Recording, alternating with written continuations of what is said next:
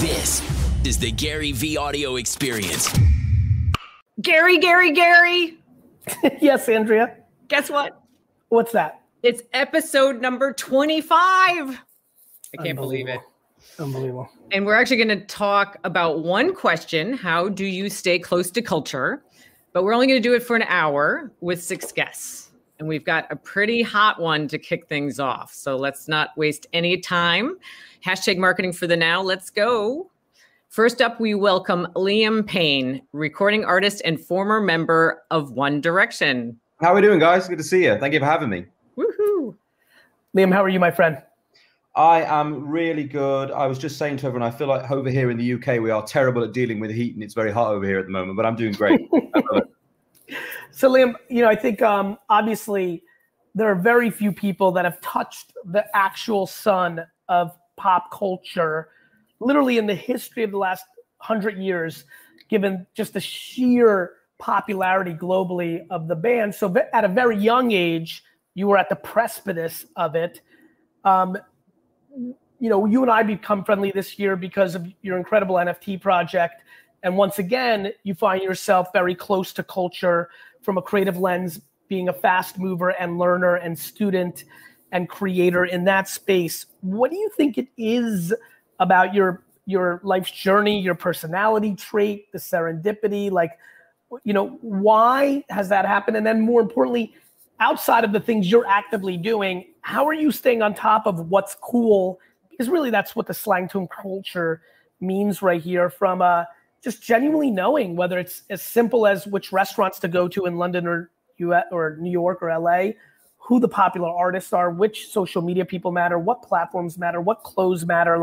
How do you go about that? I think I've been fairly lucky as time's gone on to learn about this as my career's kind of progressed. And I don't think I really understood it very much at a young age. But when I look back on things, I think everything these days is really technology led. And when I got the question for this, I was really thinking deeply into the idea behind AI and algorithms, right? I feel like TikTok, I had a chance to talk to the CMO of TikTok, and there was a shortage of feta cheese at one point in the world from how much TikTok was pushing feta cheese, which seems crazy to me. But I think there's a real thing for me on staying on top of things at the moment. The way I program these algorithms and AIs for myself. It's very easy, to get lost in cuddly cat videos and funny stuff on TikTok. But I think if you really go about your searches to find the things that you're very interested in, it can really take you on a journey to experiencing and finding these new things and what's hot right now, more than you realize. Who in your life has been great at this? Like a buddy, like a mate, a manager, a former relation? When I say to you, who really is in the know? Genuinely. You've met Steve multiple times. I'd Yes, say Steve yes. has always been the one for me. And I think there is a strong thing. My friend Edward, who is the editor for Vogue, is the same. Keeping around young people who really sponge this up, I think it is a really, really strong move. I think through Twitter, places like Twitter, Instagram, it's the young who are really leading the forefront on these things of what's cool and what's now. And for us, working through our businesses, the main one for me, and I already spoke to you about this before I came on, has been mental health at the moment, has been pushed so far to the forefront. And I think in terms of investment and in terms of lifestyle and the way we think about ourselves, mental health has really, really become a big one for me. What about the concept of which categories do you feel like you have an incredible pulse of what's happening in its culture? And which categories, if I said to you over the next 10 years, you'll get better at knowing fine dining or sneaker culture? Where do you feel at this moment in your career? Where do you feel very solid? And where are some categories that you wish you could get better at? Improving. Yes. I think cryptocurrency is a really big one for me that I want to get more in the know about. I'm only just starting to learn from a lot of friends and different things about how this is. I've been very unfortunate the times I've ever invested in cryptocurrency. It's not at the bottom of the dip. So I'm always catching back up to what I have. I was in 2017 when I invested, and I only recently got to know someone who was responsible for the dip after I invested, who's now a friend of mine, which is terrible. So I think that's definitely one for me. And I think that there's a really tricky water on this one in terms of TikTok and people giving financial advice. I think that given the world and the way COVID is right now, we're all really searching for things like that at home and ways we can make money and look after ourselves and be, self-sustainable in that way. So I think it's a tricky one with TikTok on that. I mean, for me, myself, I've been very blessed with the friends and people I've met along the way in terms of fashion. Which has always been a really good and fun one for me. I mean, some people online will probably disagree with this, but yeah, that's the world, isn't it? That's how it works. Who has stood out for you that's really shaped your fashion, sense or knowledge? I mean, my friend Edward, who is the editor of Vogue. He's the editor of most of Europe's Vogues, I think, now as well. And I mean, his career is only going up and up. There was a real moment for me when, when you meet someone you don't really know very much about them. I didn't know a lot about Edward because I'd met him through Steve, actually.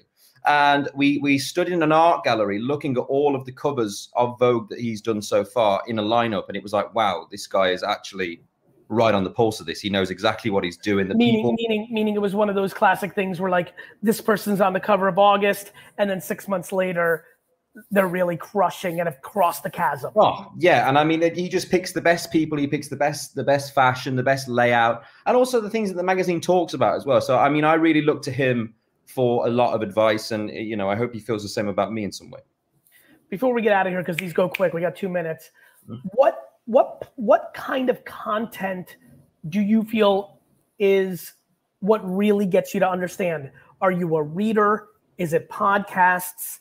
Is it social media content? Is it sitting down and having a proper pub, beer or coffee? When you're absorbing your information, what do you think from like a learner standpoint? Because I think one of the reasons people struggle with culture is they don't understand how they learn. Yeah. They try to read it, and reading isn't like, if I just read long form, I would be nowhere because it doesn't absorb. But quick, somebody made a comment that my eyes are on the comments while I'm interviewing. It's true. I'm taking in feedback that way. Audio, if I have a conversation, I grasp it. But how for you? I think for me, I'm the same. I love to be a reader. I'd love to be able to sit and read. And it's definitely a skill that I want to hone in on. I mean, given our attention spans these days, I think I'm definitely one of those people who needs to take in short, sharp bursts. But I'd say for me, more in the learning, and the more I invest and the more people I meet, in particular with this latest shareholder I've done in Atai Life Sciences, I've had to learn about biotech. And biotech is not in any means a pop star's realm of I have no right being in this space, but it's amazing to learn about the severeness of the mental health crisis that we have right now in the world. There's 1 billion people and there's no silver bullet for any of this. Yeah. So learning these medications and learning how we're going to apply them with, supervision. It's not the same as a cannabis thing you can go and buy it over the counter. These things are sold in terms of a supervised thing that you go through to really, get the best out of them in that way. And that was hard for me to learn. But my friend said to me, he was like, you never seem to argue a point when we discuss these things. I was like, I have no education in this. How am I going to argue? I have to take it in.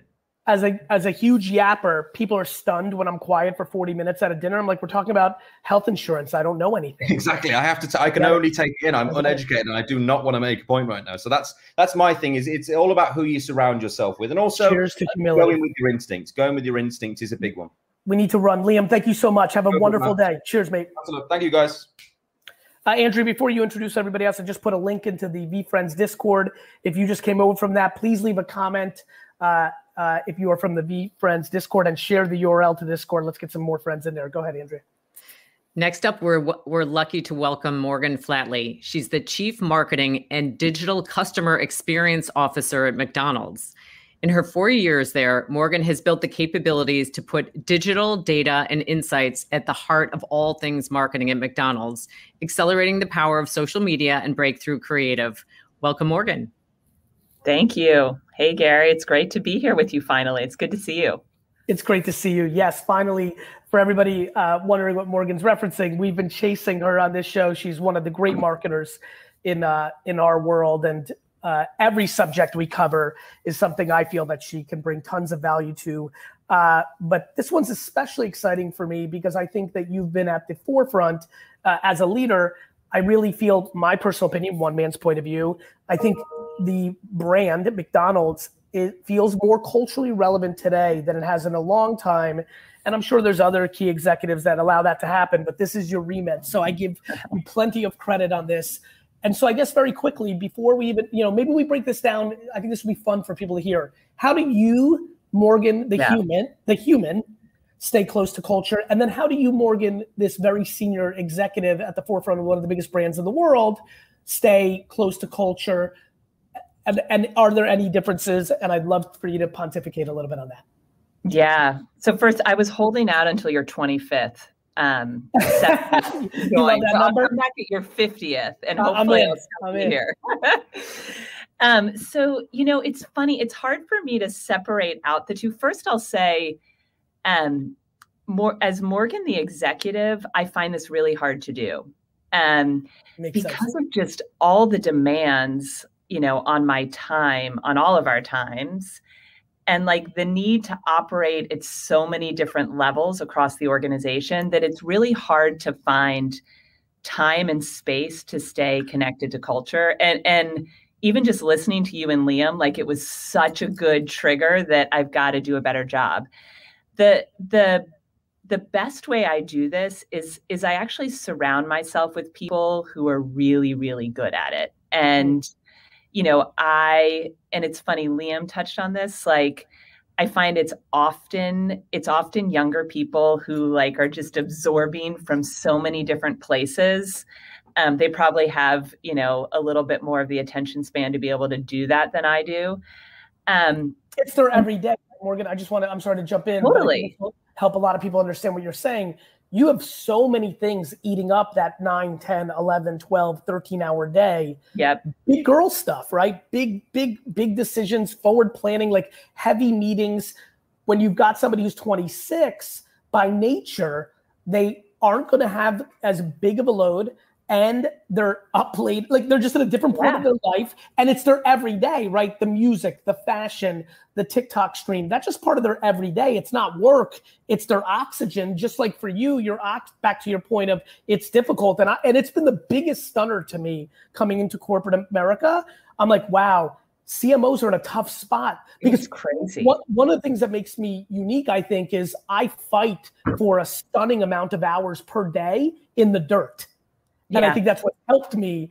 Now I pay a consequence for that because my big boy stuff is always a little slower because 2 hours went to be in a Discord or watch TikTok or be in the trenches in a studio in Atlanta. So it's a real tough game. It's true. And I think it's like great advice for CMOs, for executives to like protect that time when you can get in the dirt. Like, I love that phrase. And for me, it's like sitting around with the team, and it's often my junior team. Forgive me, that's my husband trying to FaceTime me right now. He's trying to interrupt the good stuff, right? Talk about being in the dirt, man. So, I mean, I love sitting around with like the more junior people in the organization or our creative teams. Like, I get a ton of inspiration from our creative teams, and using that to like inspire me. And then I'll go follow some of what they've talked about.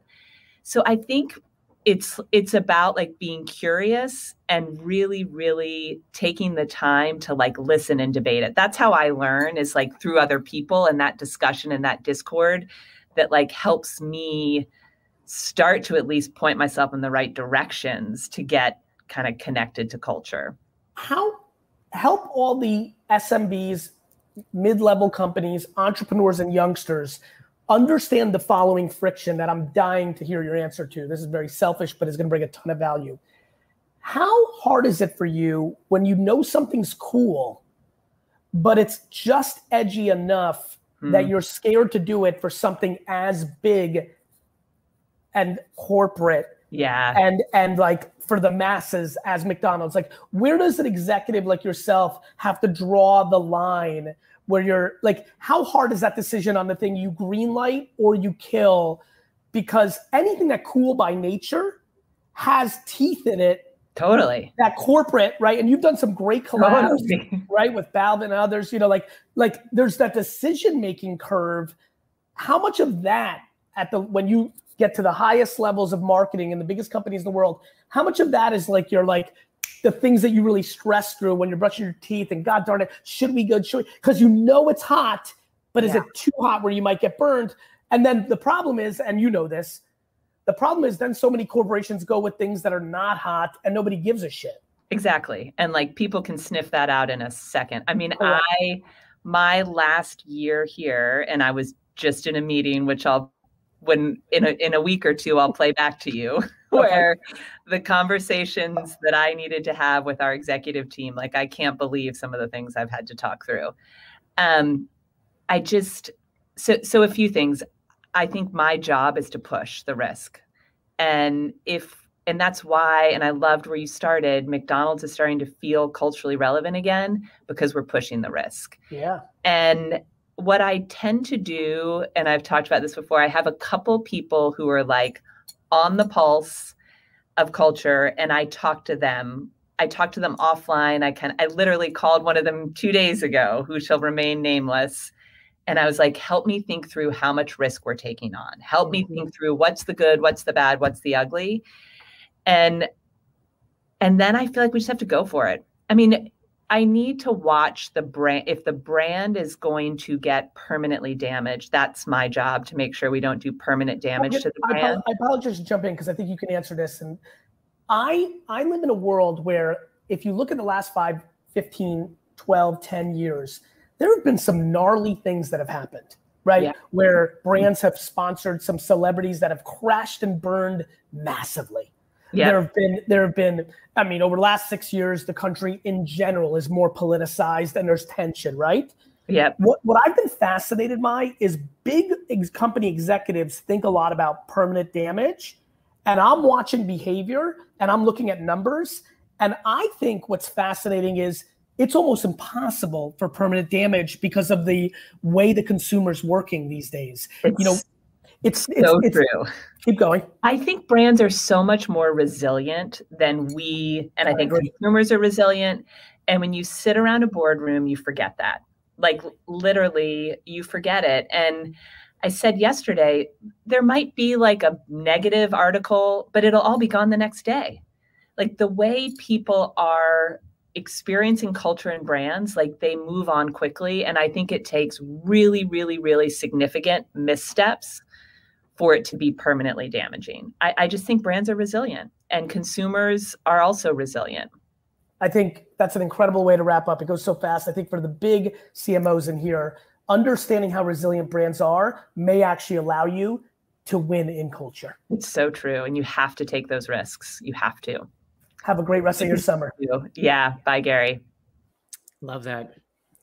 Next up, we've got Bracken Darrell, President and CEO of Logitech, taking on the role 9 years ago. And since then, Logitech has reinvented itself into an award-winning design company, an industry force in pursuing a more sustainable and equal world, and a top performer in the stock market. Welcome, Bracken.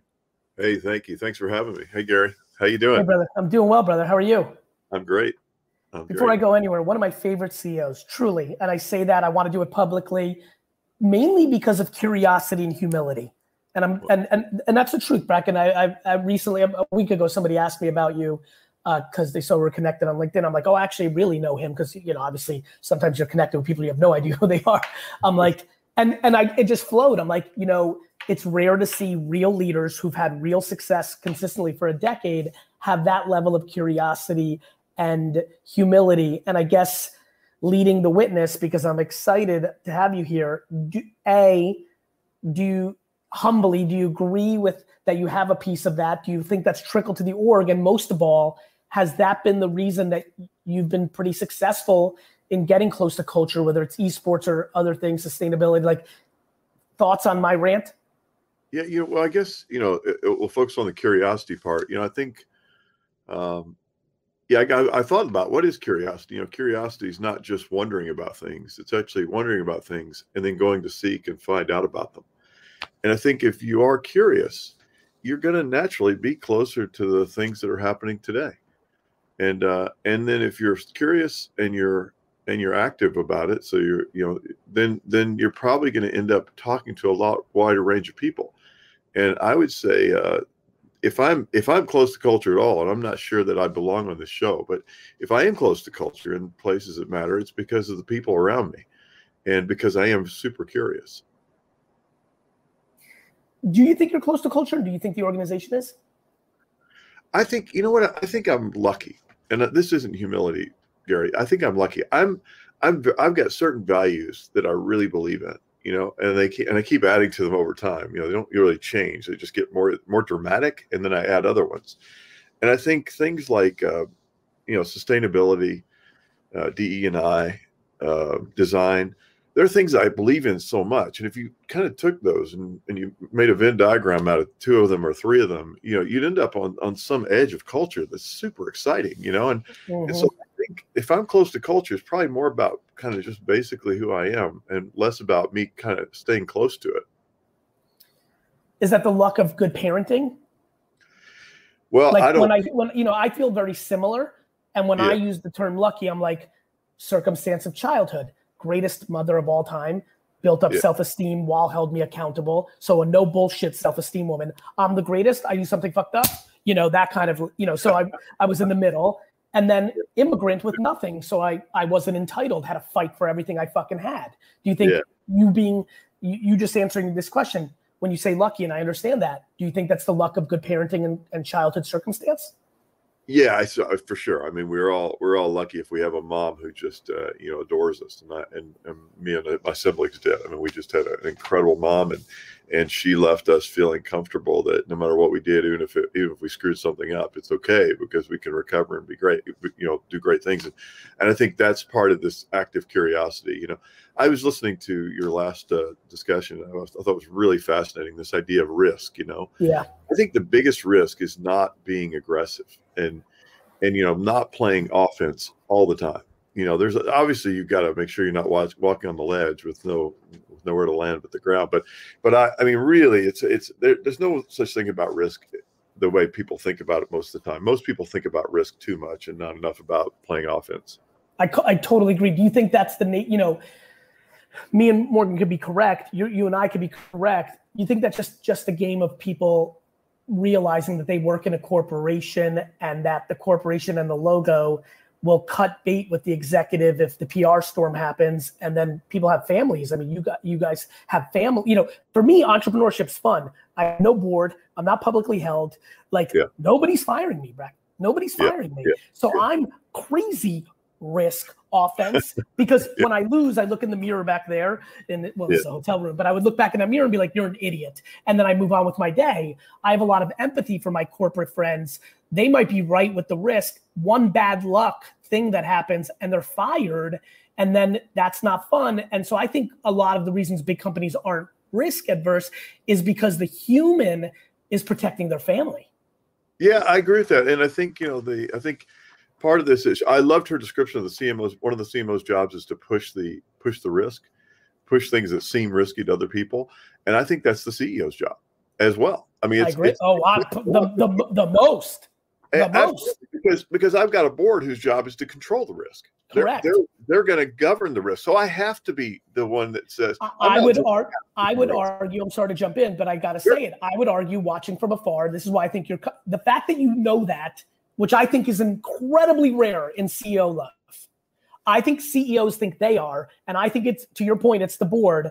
And I genuinely believe that the recontemporary nature, what Logitech has done in being so much more contemporary today than it was when you got there, and especially over the last 4 to 5 years, because I'm sure you had to clean up stuff, or I'm making assumptions here, but has to do with the fact that you actually know that you're on offense. And I believe 8 out of 10 Fortune 500 CEOs, and I know a lot of them, they think they're defense. Yeah. Well, you know what? It's hard for me to speak to anybody but my situation, but I feel very lucky, and if you think we've been pushing it so far, wait till you see what's coming. We're always trying to accelerate into the future, and I think that's the way, it's just sort of my philosophy of life is, man, you just got to keep, if you're not going forward, you're going backwards. If you're not, it's all about playing offense all the time. So I think it builds on itself too. And, if you can get through those early days as you're in your new role where you take a little risk and you push a little hard and nothing too bad happens, it's awesome. Who in your world gives you information of what's cool to the target audience or just in the world? Family, friends, executives, something left field, outside? When I ask you that question, what names or energies come to mind? Well, I'll just list a few people. Corinne Bate created Blue Level Training. She's in the DE&I space. I've learned so much from her. Prakash Arinkundram, who's my head of operations. He's an absolute expert on environmental sustainability, as well as Robert O'Mahony. In design, my head of design, Alistair Curtis, and then the Royal College of Art. I'm surrounded by people. And Meredith Rojas, a relatively new person for our company. She's been there about a year. She's in the middle. She wrote a book called Selfie Made. She's in the middle of 14, 15-year-old influencers on TikTok. She knows that place. They love her. I mean, she looks 14 or 15. It's amazing, and so these people are all around me, and I feel so lucky. It's like I'm getting like the waves are crashing on me. I'm not having to go find the surf. This is I'm finding out what culture is from the people around me. What areas of culture are most interesting to you, the human? Like you, the human, if you were like to stop working and take a 1-year sabbatical, is it in gaming, sports, food, travel? Like where would you personally want to know the true cutting edge of what's truly happening, the cool? A couple of areas that just pop into mind, but I'm interested in so many areas. One is just the creator culture, which, by the way, that's incredibly broad, but the creator culture right now is so exciting to me. I'm on the East Coast right now. I'm in New York, but Atlanta is like the new LA. I mean, it's the coolest. 100%. The creator culture is really cool. I think the trans culture is super cool. I'm about to invest in a company founded by Chloe Freeman, and she's creating a place to go for trans people. Who if I want products, merchandise, everything. I think those are just two areas. I mean, there's so many that I'm interested in, but I think those are two exciting areas. And then the overall space of the rise of activism on things that matter, and activism on things that matter to you, even if they're relatively minded to other people. I think this world of individuality, we're no longer, culture. Let's talk about company culture, Gary. Unfortunately, we're out of time, but company culture is fascinating. I'm starting to believe that company culture is way overrated and individuality is way underrated in companies. And this is the future of a company. I think company culture is predicated on empathy and giving people space, not conforming to what I could 100%. 100%. I totally agree on that, Gary. I mean, it's been the single biggest reason Vayner's exploding. I can tell you that right now. Yeah. It's room to breathe, not conform into what I want. My friends make fun of me all the time. They come to Vayner at 5 o'clock. There's nobody there. They're like, "Hey, Mr. Hustle, hardworking guy, where's all your people?" I'm like, I don't want my people to follow what I do. I want them to follow what they do. Exactly. Okay. I'll get the last word. Sneak it in. Get it. I really think the future of organizations is they have a purpose. They have a few values they really believe in, and they're a place, they're a club people join who share that purpose and share those values. There is no such thing as a culture the way we've traditionally designed it. It just doesn't make sense. I love it. I'll talk to you soon, brother. Thanks. Take care, Gary. So Gary, I'm personally super fired up about our next guest. He is the president of ThreadUp, Anthony Marino. And ThreadUp, I have become so addicted to ThreadUp. I literally got this package this morning. My husband was like, "What is this? Why do we get so many of these?" And they've been around since 2009. It's a consignment, an online consignment. It is so fabulous. I'm going to get off because I want to hear you guys talk about it, but I am an addict for a very good reason. It's awesome. Hey, thanks. Hey, Gary, how are you? I'm well, but not as well as you. I mean, you can't start it better than that, right? That was great. I loved especially how she threw the thing off the camera. That was very vaudevillian of her. I loved it. I think you need to chop that up, and that needs to be a commercial for you guys, Anthony. Royalties coming your way fast. Actually, because I think, for 1 minute, just give us the spiel, because I do think some people are unaware of, obviously it's still a young company. Just give us 1 minute on what the company is so people can check it out. And I want to get into culture. Yeah, sure. So ThreadUp sells secondhand clothing on the internet. So if you go to threadup.com or download the app, you can find amazing brands from Gap to Gucci for up to 90% off retail. And it's amazing for your wallet. It's amazing for your closet. And it's amazing for the planet because we've upcycled over 100 million items since the company was founded. And it's all you doing it, right? It's not like where I can list something that's sitting around and like I can't take this and one day list it. It's not a marketplace. It's you, right? Well, those are fantastic. So the way it works is we make it super, super easy for you to send your clothes to us. You come to our website and you order what we call the ThreadUp Clean Out Bag, which is a big green polka dot hamper-sized bag. And or you can print out just a shipping label, and you can put all your clothing, women's clothing, kids clothing, accessories in the bag. We pick it up for free. We then process it, photograph it, price it, and sell it, and send you money when all that's done. So it's super easy for the seller to get rid of things they're no longer wearing. And it turns out America has a lot of stuff in its closets that it's not wearing. I love it. And what's the split between the person that sends it in and the company? It depends. So if you send us, a $10 T-shirt, we'll pay you a lot less for it than if you sell us a very expensive handbag. So, but we're making the markets in those things. Meaning, I get it. Look, there's lots of places you can go, frankly, to get rid of a beautiful Louis Vuitton handbag. So for that, we pay you a lot. But I understand. Supply and demand. Supply and demand, Gary. You invented it, so you know better than anybody. I definitely didn't invent it, but I got to tell you, it's probably the only thing I actually know. And here I am 25 years later in my career doing quite well off of very, very, very simplistic concept that I think is pure religion. Anyway, we're having too much fun. Yeah. Because you're able to sit at the heights of this company, you probably have a tremendous understanding of what's happening in culture, because I think the people that shop your site are actually quite progressive and a little bit cooler in a lot of ways, in my opinion. It runs the gamut. I watch it from afar closely, but you probably have a good sense of what's brewing. And so do you take advantage of that? And then more importantly, in running the company, how do you get information? How do you stay close to having your ear to the ground? Yeah. So many of the conceptions people have about who buys secondhand clothing are just wrong.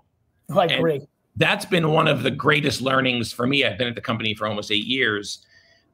Millionaires buy secondhand clothing, and people living on a tight budget, buy secondhand clothing. I actually think, I've always thought the edges were more I think what you're doing is making the middle come into the game a lot more. The edges always really played.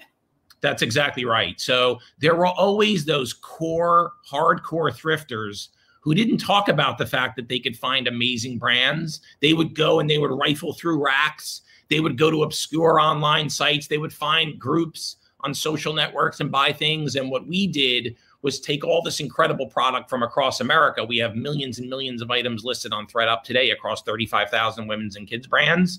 And we made it just as easy for you to shop those items as if you were buying new clothing. You can search it, you can filter it, you can set up an email where when a J. Crew dress comes in size 3 that's red, that's in the pattern you want comes in, we'll send you a text. So we made that those folks who are on the secret that was out about thrift, for those people on the fringes, we made it so that everybody else can get in on it. And it's amazing. Last year alone, 33 million people in America purchased secondhand clothing for the first time. So it was interesting. While everyone was locked at home and focused on their health, focused on their homes, focused on saving money, they started to look for alternative ways to shop and do things. And I think resale in general was a big beneficiary of that. From a trying to get a sense of where the customer's going from a marketing standpoint, from you just being an executive that wants to keep staying sharp and be good at understanding consumer, how do you think about culture? How do you think about cool? How do you think about ultimately what we're saying is consumer demand, or the emerging thing that's going to trigger consumer demand? How important has this been to you? Has it gained, as a youngster, was that something you cared about, or did that grow because you were more operational? When we talk about this and you just filter through your cycle, especially sitting 8 years in this company, it's such a big factor. Brand and culture are so underrated by operational math financiers. How do you think about that? And what was your personal journey? Did you grow up kind of through that path, or did you have to learn it and respect it more along the way? Yeah. So About everything I learned about being a student of culture, I think I learned from Richard Branson. So before I was at ThreadUp, I spent 7 years working at the Virgin Group and started a bunch of businesses there and was involved in starting a bunch of businesses there.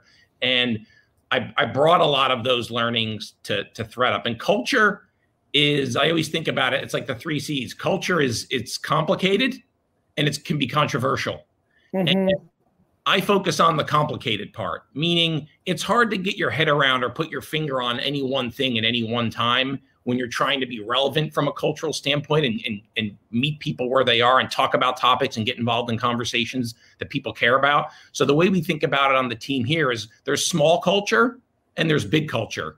And small culture is when somebody on the ThreadUp team reads in the Burberry annual report that they're burning clothing that they can't sell. And we take that little moment, that little bit of information, and we turn it into an open letter on Instagram that goes viral. That's small culture. That's little things that are happening here and there that are under the radar or are subtle or don't appear to even be cultural. What's sort of appears to be less cultural than burning luxury products in some obscure field somewhere. But when you put a light on it and put it in the context of your business and your values and what your customers care about, it gets some legs. And then there's big culture. So we recently did a collaboration with Eric Dahman, who's the designer on Gossip Girl. So believe me, I'm old enough where I was a fan of Gossip Girl before it was a remake. I was there with the originals. I'm sort of old OG Gossip Girl. But Chuck, you want a fun fact? Chuck Bass is the only person in my life that I've ever asked for a selfie. Yeah. I was so deep Gossip Girl, and it's when I saw Chuck Bass in Madison Square Garden and lost my mind like I was a fan of Liam at One Direction. Gary, that NFT would probably sell for a lot of money. Yeah, I actually have it on my phone. Go ahead, keep talking. I'm gonna look for it. I need a couple. I need a flip. Yeah. So those are examples of big culture, sort of bigger cultural waves that are going on. And then there's sort of the biggest culture of all, which is the increasing emphasis and focus that people have on sustainability. It was 111 degrees outside my house here in California. There was a sinkhole the size of a warehouse in Germany across the world just a few weeks ago. People are experiencing weather and life in ways where everyone's saying, hey, that like headless horseman of climate change that seemed to be like way off in the distance and obscure, the headless horseman's now standing in everybody's living room. So there's mega cultural waves like that. And so at ThreadUp, we try to think of our business and our customer and what our customers care about. And then from that range of small culture to big culture, find ways to play that we can educate our customers to help them live smarter, better, more economical lives. And then at ThreadUp, we got to do something about it. We have to deliver the goods. And so we process hundreds of millions of items, help you shop used, help you save money, help you look amazing. Are a lot of people garage sailing and thrifting and flea marketing and then flipping to you and it's like a business for them? Yes. But most people, 99.99%, are busy with their kids, with their families, with their jobs, with their lives, and their closets with stuff. And they're like, please send me a bag. I'm excited to be part of the 0.0001%. I'll be soon. So you're still snapping. Yeah, no. Correct me if I'm wrong. I can go garage sailing, find some epic, female and kids clothes, send it off to you and make an ARB. You can. And I want to. Yeah, please do. Just send us only women's and kids clothes. I know. I saw. While you were talking, I went on the site and I found an epic Teenage Mutant Ninja Turtles female T-shirt. I just tweeted it out because I had so many flippers on me. I think it's super underpriced. I can go for $75 in a different environment. It's $12 on the site. So I'm loving it. Listen, thank you so much. Talk to you soon. It's a pleasure. See you, Gary. So Gary, that our team wants you to take a break and try to find that photo real quick for them, if you don't mind. I don't mind. Okay. Next up, we welcome our friend, Mark Schiller. He's the CEO of Hain Celestial, the organic and natural products company with dozens of leading brands sold in 75 different countries. Brands like Celestial Seasonings, Sensible Portions, Terra Albert, and Earth's Best. Mark lives by the 3H rule. Always be hungry, humble, and happy, and the rest will take care of itself. Welcome, Mark. Thank you. Hey, Gary. Hey, brother. How are you? Virtual fist pump. Yeah, I like seeing you, my man. You well? Yeah, great. All is good. Knowing that that's the corporate name, why don't you tell some people first so they get some context on you on what brands sit under Hain, and then we'll get into this. Sure. So we have about 35 brands. Celestial Seasonings Tea is one of our biggest. Sensible Portion Veggie Straws, Terra Chips, Alba sunscreens and shampoos, Maranatha almond butter, Imagine Soup, Earth's Best Organic Baby Foods. A ton of brands across a lot of categories, and the common thread for all of them is they're healthy and they do good things for your body and your soul. So let's just go literal with you, because I've been bouncing around everywhere else. When I say, how do you stay close to culture, being a CEO of such a large company, having, family, having life, is it as much of a challenge as I think it is to really know what's cool and relevant with consumers? Or do you have some hacks, some different ways? Thoughts on that?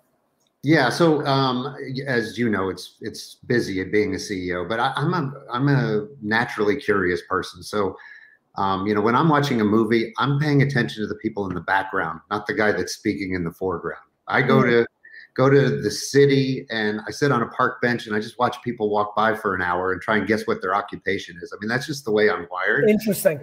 And then I've got 5 kids who are all in their 20s who keep me very abreast of kind of what's going on with that age group. And then look, social media. I watch Gary Vaynerchuk on TikTok and to see what you're saying and doing, and dozens and dozens of other people. So it's just kind of part of my DNA. I'm the only, late 50-year-old sitting at GovBall in New York City listening to, rappers. It's amazing how many times I say, I'm by far the oldest person here, aren't I? And the answer is that's okay, because I'm studying, learning, I'm having fun, and you just keep your finger on the pulse of it. How do you then inspire your marketers who are really trying to win that game with consumer? Is that because you're that way? Do you feel that trickles into the DNA? Do you feel like your CMOs and brand managers feel a little pressure, like I can't have Mark be cooler and know what's going on than me? Or do you create structured things as people start building their orgs and they want their org to represent that strength if they're lucky enough to have it? Is that something? How do you think about that? How do you scale it, I guess, at the end of the day? Yeah. Well, so look, first, I'm always pushing people to be further ahead and be more edgy, because somebody said it earlier today. Brands are resilient. You can make mistakes, and as long as you don't make too many of them, the consumer will come back. The other thing we do at Hain, which I think works really well, is we have a Shark Tank mentality. So our brand people get zero budget. You have to come and make a case for why we should invest in your idea. Oh, and wow. it forces them to come up with something compelling that's worth investing. It doesn't mean you always have to have a big study that shows me what the ROI is, but if it feels like it's going to get noticed, it's going to build the brand, it's going to make a difference, we'll bet on it. And sometimes we're wrong, sometimes we're right. I'd say we're right more often than we're wrong, but it creates a culture of be curious, push the envelope, be passionate about what it is that you believe in, and go sell it. I had one of our African-American employees came to me recently. We have a very small personal care brand called Queen Helene, which caters to the African-American market. And she came and made a business case on how she could turn this into a health and wellness brand and really capture that audience in a much different way than we had. And in about 6 seconds, I was like, do it, go, tell me what you need. Yeah. I mean, you are trying to create value for us as a company by pushing toward an underserved group by us. Love it. Go for it. Bring me back your plan and let's go make it happen. Part of your career doing and which mentor or individual made you the natural thing that you were as a human, because you're curious, much like me, the same way. I shot watching people figure it out. In real, because at 17 you didn't realize that was a skill, a business skill. That wasn't like how your brain tends to work at 17. At what place were you given courage of like, wait a minute, this is a superpower strength, something that might propel my career?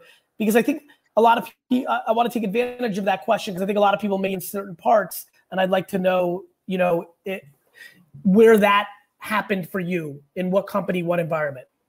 Yeah, it's a great question. I think because I've just always been naturally curious and I get bored easily, I just find things and move around. So for example, I've moved 23 times in my life. One more time? 23.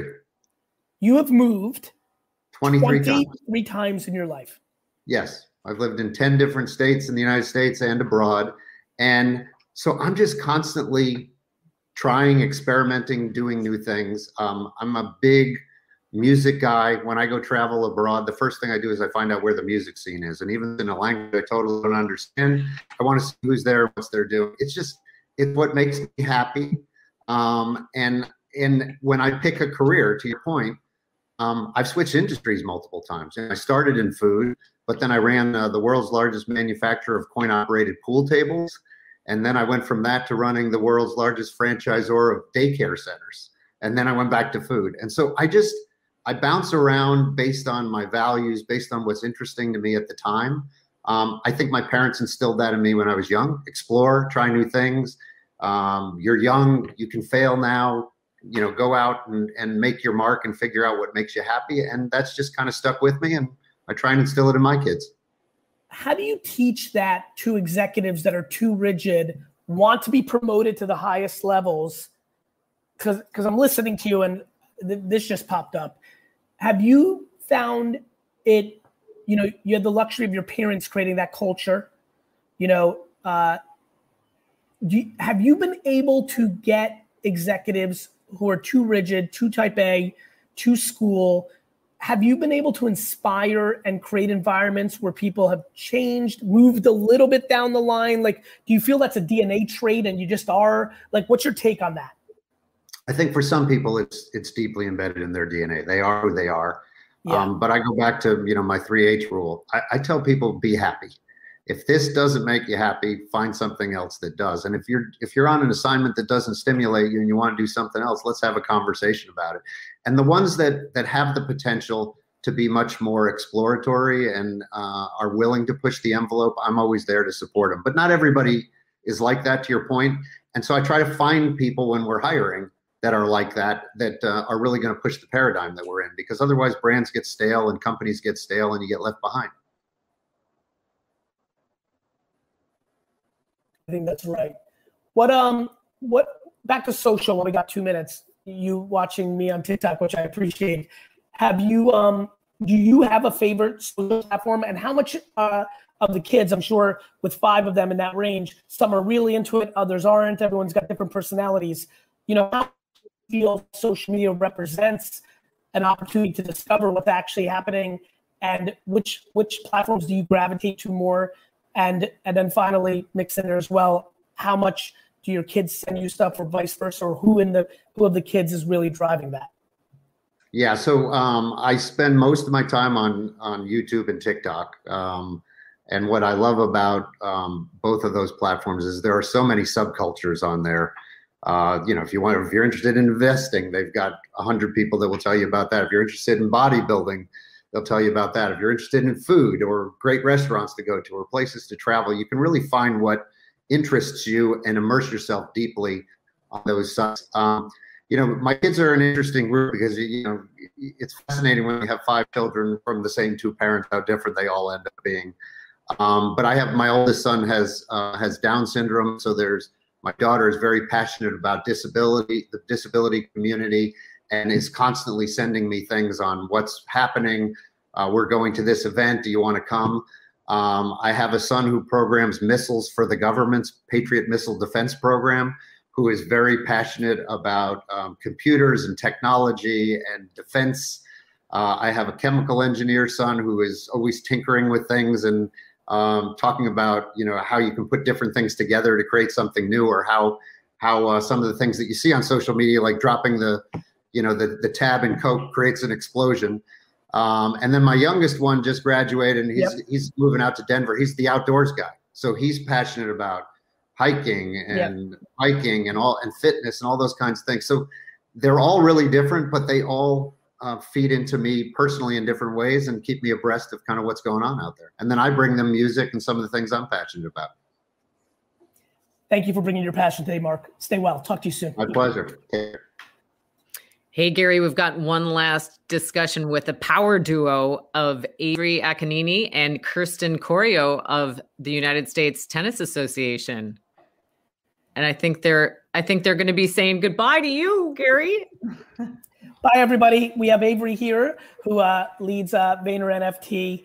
and I'm excited for all of you to get to know. And one of my favorite executives, I met her very early in my career, and I'm excited to be reconnected. So I'm going to be listening carefully. It's great to see both of you ladies, all three of you power ladies. I will be jumping off. Bye, everybody. Thank you.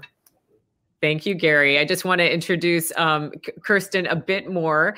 Kirsten is the managing director of the United States Tennis Association, where she's responsible for 3 of the most significant lines of business associated with the USTA and the US Open. She does all things ticket and hospitality, sales and operations, international broadcast partnerships, and is in charge of all of the digital platforms. So I'll leave it up to the two of you. Can't wait to learn more.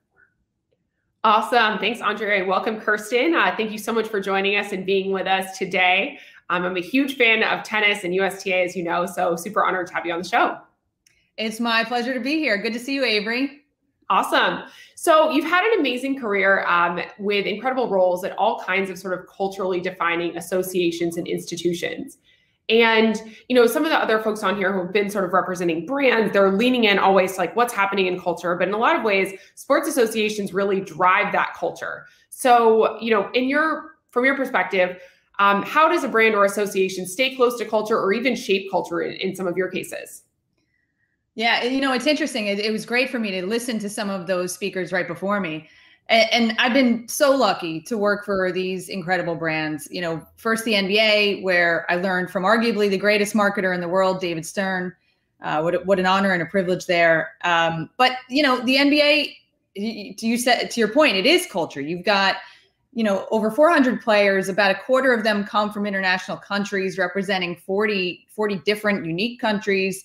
And they're in that sweet spot, 18 to 34. These guys are culture. They represent culture.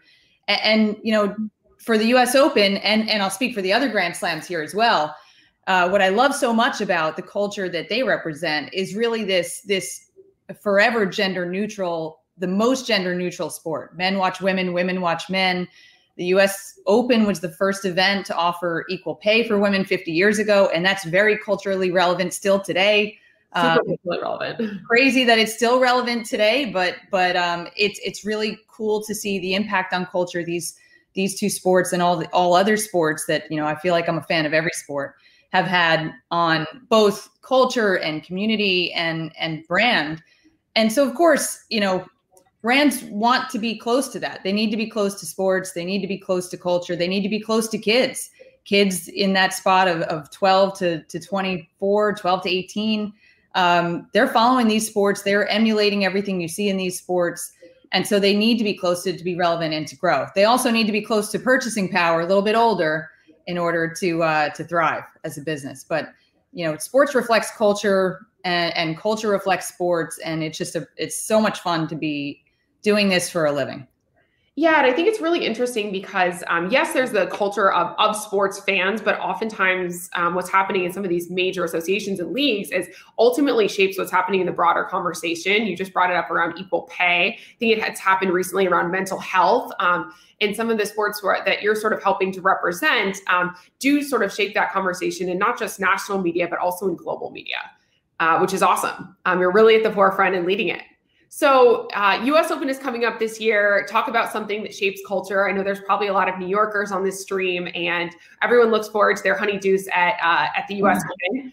So what can we look forward to this year? What are you all cooking up? Yeah, me too. We are thrilled to be bringing it back with fans, 100% capacity. Let's go. Our marketing campaign really reflects that. The marketing campaign that's voiced by Lin-Manuel Miranda is the greatest return. And, you know, you've got the return of the serve in tennis. You've also got the return of New York, the return of fans to live events. We could not be more thrilled. And a honeydews is just the icing on the cake. I hope to see lots and lots of you there. But you know, there's a lot cooking that's going to be unique and different, not just because we're actually going to have the event with fans and it's going to feel, I hope, very close to normal or the new normal. But a few things that are new, a few things cooking. Electronic line calling on all courts this year. No lines, people. So that will be new for this year. If you follow tennis, you may already know that, but if not, you know, it will be a change for this year. One thing that may be relevant for this audience, we are going to be releasing our first ever NFT collection for the 2021 US Open. that we're very excited about, and we couldn't do it without the help of people like Avery and her team. You know, so it's a little tease there. We're going to be looking to around the mid-August timeframe, but I can't share much more detail about it right now. Awesome. Well, thanks for sharing that. Wasn't sure if we were going to share that news now or later, but a lot more coming on that front. And it's been amazing to see some of the developments in the NFT space over the past, 6 months to a year. I know many of the folks in the stream also probably are familiar with Gary's project, which is VeeFriends. Really doing something that's defining within culture by creating an intellectual property that existed first as NFTs. I think with an association like the USTA, you all are actually doing something very innovative within this space, within sports, but could also be sort of a defining program for years to come, which we hope it will be.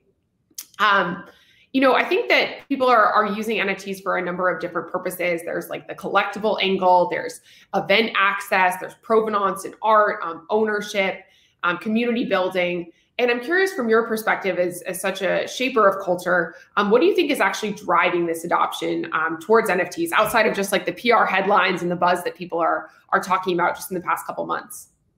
I've been thinking about this, Avery, and I get asked this question a lot, especially internally from people that aren't as close to it as I am now. We've been drinking from this fire hose for, 6 months in trying to ingest as much information and learn as much as we can, and to try to be as thoughtful as we could from a brand approach perspective and representing our legacy in the right way and approaching our fans in the right way and trying to engage new fans in the right way. But the truth is, I don't know. I don't know what's driving it. And I still don't know, no matter how much I'm drinking from the fire hose. I know a little bit more than most people in my organization, but that's it, which is why we really, we knew early on we needed to engage some people that knew more than we did. Your team has been super helpful in that regard. And I think there's a lot to learn still. There's a lot more for us to learn. We hope this year is really a test and learn opportunity for us to really understand what's resonating with people and what's sticking. And what do people want more of? What do they really want out of this space from a live sports property that, has iconic moments in its past, will have iconic moments in its future.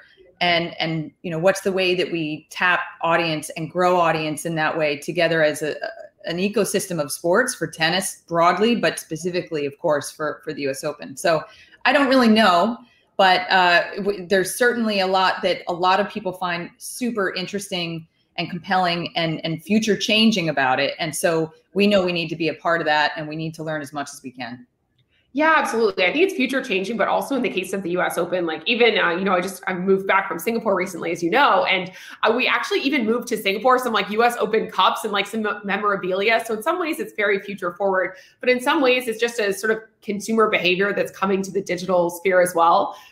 So I think it's interesting because in a lot of ways it's just a continuation of something that people have been doing forever, like saving US Open memorabilia, saving their tickets, dying to do a meet and greet with their favorite players, just a new way to sort of bring that up. Awesome. So Kristen, any sort of closing words you have for the audience on things that they can do to stay close to culture or what they should be watching out for in the tennis world? I'd say close to culture.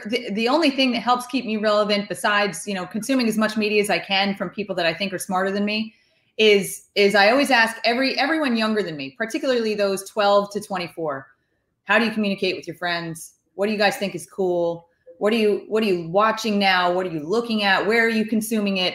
And it's often surprising. I mean, the latest thing that some of the kids, some of my daughter's friends are into right now are baby puffs. And if you don't know what that is, they're like melt in your mouth little baby puffs. Maybe, Mark from Hain knows what these are, but they're meant for infants and as a first food. And this became something that's, according to them, everyone's into right now. So I don't know if that's culture defining, but, it's just an example of ways that these kids are consuming media differently. They're doing everything differently, and they're going to set the future for fan behavior and fan consumption. And so for me, that's very helpful and just, trying to stay close to what's coming. And for the tennis world, look, there's a lot to watch in the upcoming US Open series that are starting shortly, but the US Open itself starts on August 30th. As many people may know, Novak Djokovic is going for an historic Grand Slam. If he were to win this year's US Open, he'd be the first man to do it in over 50 years. So we're watching. Everyone else should be watching. It's going to be really exciting this run. And hopefully many of you are with us in Queens with the honeydews. All right. Amazing. I just got goosebumps just hearing about that. But yeah, Andrea, I know you're set to close us off. And thanks, Kirsten, for joining us. My pleasure. Thanks so much to you both. That's great news. The US Open, August 30th. We'll be there. And I'm hoping all of you will join us on our next episode, August 19th from 12 noon to 1 p.m. That's Eastern time. Please join us. And if you'd like, check out some of our past episodes on MFTN, Marketing for the Now, mftn.vaynerx.com. Keep the dialogue going. Hashtag Marketing for the Now, and we'll see you soon. Thanks for joining us. As we end today's podcast, I want to give a huge shout out to the people. You know, it's so funny. People that leave reviews and written reviews of this podcast on Apple, Spotify, and all the other platforms just mean the world to me. You've taken an extra 13 to 95 seconds to show love and also give context to people of why this is a worthwhile podcast. So I appreciate that so much. And even more fun, because I think we all love a little cosign or a shout out or a little awareness. I'm gonna have the team give a couple of shout outs daily on our favorite reviews. So take it away. Which were our favorites this week? Thanks so much, Gary. Today's amazing 5-star review reads, Gary, you are the man. Both of my parents are immigrants, and I love the fresh perspective you bring to young and young at heart. Keep it up, and I can't wait to see you own the Jets one day. God bless. Thank you so much for that kind review. And to anybody else listening out there, if you leave us a review, you might just get shouted out in the next episode.